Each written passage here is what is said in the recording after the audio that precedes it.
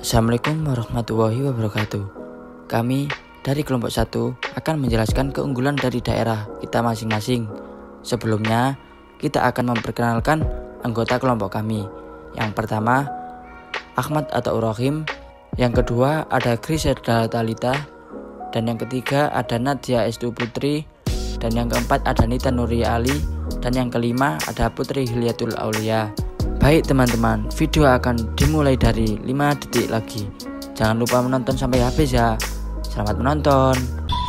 5, 4, 3, 2, 1, 0. Kabupaten Sidoarjo merupakan salah satu penyangga ibu kota Provinsi Jawa Timur yang mengalami perkembangan cukup pesat. Keberhasilan ini dicapai karena berbagai potensi yang ada, khususnya pada bidang UMKM. Pasca musibah bencana Lumpur Lapindo pada tahun 2006 silam, sangat mempengaruhi kegiatan aktivitas perekonomian di Jawa Timur, khususnya di Sidoarjo sendiri. Hal ini membuat Kabupaten Sidoarjo seakan menjadi seperti daerah yang mati. Namun, kendati demikian, 2 tahun setelahnya, Sidoarjo berusaha mulai bangkit kembali dengan meningkatkan serta mengembangkan potensi UMKM miliknya melalui berbagai pemberdayaan pelaku usaha hingga peningkatan pemasaran produk melalui berbagai acara secara perlahan namun pasti. Berbicara mengenai UMKM, kabupaten ini terkenal dengan sebutan sebagai kota UMKM Indonesia. Sebutan ini pantas diperoleh Sidoarjo mengingat sentra UKM yang dimiliki saat ini cukup beragam dan menjadi salah satu daerah percontohan dalam pengembangan sektor UMKM oleh daerah lainnya.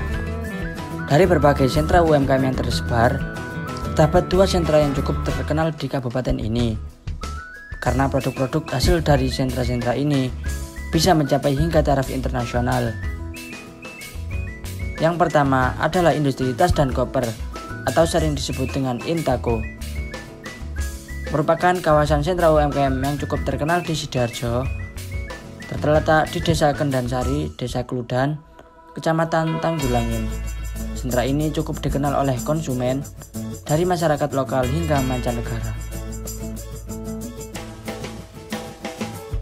Produk yang dijual di sini rata-rata berbahan dasar kulit. Contohnya seperti tas, koper, dompet, ikat pinggang, sepatu, jaket, dan lain sebagainya. Cara soal harga, di sini menawarkan produk dengan harga yang cukup terjangkau dan berkualitas tinggi. Kita menuju ke sentra UMKM yang kedua, yakni Kampung Batik Jetis. Di kampung ini, kalian akan menemukan berbagai jenis batik tradisional khas Sidoarjo. Untuk harganya juga cukup bervariasi dan tentunya sangat terjangkau dan berkualitas. Nah, itu saja teman-teman yang bisa saya sampaikan tentang UMKM yang ada di Sidoarjo. Terima kasih. Di sini saya akan menjelaskan tentang keunggulan Sidoarjo di sektor pariwisata. Ada apa aja sih di Sidoarjo wisatanya? Yuk kita simak, saya akan menjelaskan sedikit apa itu Sidoarjo dan wisatanya. Di Sidoarjo sendiri ada beberapa wisata yang cukup terkenal dan menarik perhatian masyarakat. Yang pertama, Lumpur Lapindo yang terletak di Porong. Yang kedua, Museum Empu Tantular yang terletak di Buduran, Sidoarjo. Yang ketiga, Candi Pari yang terletak di Lingkar Timur, Sidoarjo. Yang keempat, wisata Bahari Telocor yang terletak di perbatasan Porong dan Pandaan. Saya akan menjelaskan satu persatu. Yuk kita simak. Yang pertama ada Lumpur Lapindo yang terletak di Porong, yang dimana kita tahu dulunya Lumpur Lapindo ini adalah tempat tinggal masyarakat yang sekarang pada tahun 2006 terkena tsunami, yaitu rumah-rumah masyarakat yang di sana tertimbun oleh lumpur-lumpur yang sangat berbahaya bagi masyarakat. Pada akhirnya masyarakat di sana diungsikan oleh pemerintah dan mereka kebanyakan tinggal di rumah saudaranya dan diberikan dispensasi dan tempat pengungsian, dan sampai sekarang dibangun dengan bagus dan dijadikan wisata oleh masyarakat di luar maupun di dalam. Keunggulan Lumpur Lapindo sendiri adalah di sana kita bisa melihat bekas-bekas rumah-rumah masyarakat yang dulu yang sudah tertimbun oleh lumpur-lumpur, hanya terlihat gentengnya saja. Dan juga tempat tersebut bagus untuk dijadikan foto-foto, pemandangannya pun juga bagus dan indah. Yang kedua adalah Museum Empu Tantular yang terletak di Buduran, Sidoarjo, yang dimana kita tahu museum ini juga sama dengan museum-museum yang lain, yang di dalamnya juga ada peninggalan orang-orang zaman dahulu kala yang masih bagus, masih bisa dirawat, dijadikan untuk koleksi. Tetapi museum ini sangat dijaga ketat dan tidak sembarangan orang untuk bisa masuk.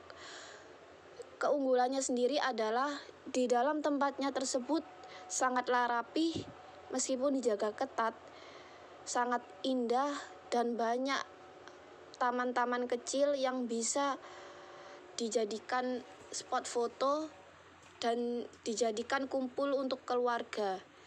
Dan tempat tersebut hanya dibuka pada saat ada seseorang yang menyewa untuk dijadikan acara tertentu. Yang ketiga adalah Candi Pari, yang dimana candi ini sama juga dengan candi-candi yang lain, banyak peninggalan-peninggalan kuno dari kerajaan tersebut pada zaman dahulu kala yang menurut masyarakat sekitar bisa untuk dikoleksi dan masih bagus. Mereka koleksi dan dijadikan tempat pajangan di tempat tersebut, dan masih berdiri kokoh bangunan-bangunan tersebut. Dan sekarang Candi Pari juga dibangun beberapa tempat seperti gubuk, rumah-rumah pada zaman dahulu kala, dan masih banyak lagi. Dan sekarang dijadikan masyarakat untuk berkumpul bersama keluarga dan juga dijadikan tempat lomba burung pada saat hari libur. Yang keempat adalah tempat wisata Bahari Telocor yang terletak di perbatasan Porong dan Pandaan, di mana tempat ini dijadikan masyarakat untuk wisata naik perahu, dan juga keunggulannya adalah tambaknya yang sangat luas dan cantik yang sangat menarik perhatian masyarakat untuk masyarakat berlomba-lomba datang ke situ dan ingin melihat kecantikan tambaknya. Dan juga tempat parkirnya sangatlah murah. Dan di situ juga terdapat warung yang berjualan ikan bakar dan juga sambalan yang sangat enak. Krian merupakan salah satu kecamatan di Sidoarjo, Jawa Timur, yang terletak di 20 km sebelah barat daya Surabaya. Secara geografis, kecamatan ini berada di lokasi yang strategis dan banyak memberi keuntungan terutama dalam segi ekonomi. Sebuah kota kecil di pinggiran kota Sidoarjo dan Surabaya. Tentunya tidak seramai kedua kota tersebut, tetapi Krian memiliki keistimewaan tersendiri. Langsung saja kita lihat beberapa potretnya.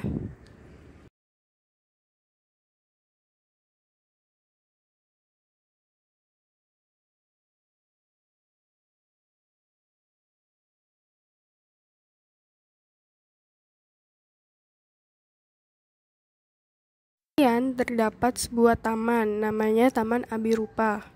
Di saat pagi biasanya digunakan untuk senam dan olahraga.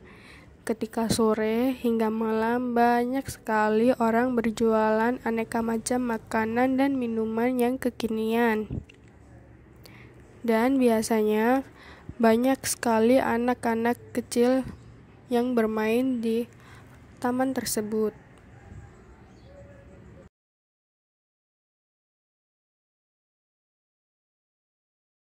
Kegiatan keagamaan di Masjid Miftahul Abidin atau biasanya disebut dengan Masjid Kauman yang selalu ramai dengan kegiatan pengajian, kitab, tahlil, banjari, dan sebagainya. Hai kawan, nama saya Nita Nuria, NIM B02219028 dari kelas C1 Advokasi.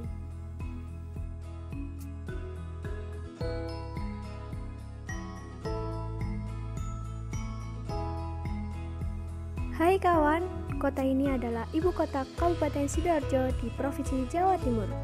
Kabupaten ini berbatasan dengan kota Surabaya dan Kabupaten Gresik di utara, Selat Madura di timur, Kabupaten Pasuruan di selatan, serta Kabupaten Sidoarjo di barat.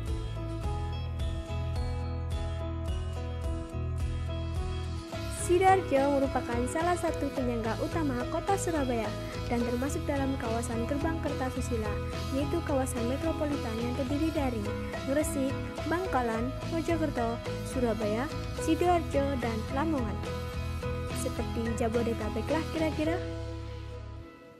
Proses pembuatan sebuah batik itu panjang kawan. Ya, seperti ada di video, ada ibu yang lagi bikin motif batik bunga kontemporer. Katanya sih kalau sudah terbiasa 1 jam sudah jadi. Nggak tahu lagi kalau nggak terbiasa ya kawan. Nah, kalau ini adalah proses mencanting. Proses ini butuh ketelitian dan keahlian kawan. Jadi, kalau harga batik tidak murah, jangan kaget ya. Yang membuat batik Sidoarjo unik adalah warnanya yang cukup berani, seperti warna merah, kuning, hijau, dan biru. Inilah Rumah Budaya dan Sejarah di Sidoarjo yang didirikan sekitar 8 tahun yang lalu oleh seorang seniman yang peduli akan kelestarian budaya dan sejarah. Pawai Budaya Sidoarjo. Dalam pawai ini, warga juga dibur tarian tradisional yang menceritakan budaya setempat dengan mengenakan busana kontemporer. Terima kasih. Inilah sedikit cerita dari keunggulan budaya Kota Sidoarjo. Kota Gresik. Selain julukannya yang sering disebut kota industri, Gresik menyimpan keindahan alam yang sangat menakjubkan. Salah satunya Pulau Bawean. Pulau Bawean merupakan salah satu pulau yang terkenal di Jawa Timur. Secara administratif, pulau ini merupakan bagian dari Kabupaten Gresik yang letaknya sekitar 120 km di utara pusat Kabupaten Gresik. Pulau ini hanya terdiri dari 2 kecamatan, yaitu Kecamatan Sangkapura dan Kecamatan Tambak. Mayoritas penduduknya pun merupakan suku Bawean, serta perpaduan dari suku Jawa, Madura, Sumatera, Sulawesi, dan Kalimantan. Pulau ini tidak kalah indahnya dengan beberapa pulau sohor seperti Kepulauan Seribu hingga Karimun Jawa. Sebagai sebuah pulau, Bawean memiliki banyak keunikan yang tidak bisa dijumpai di daerah lain.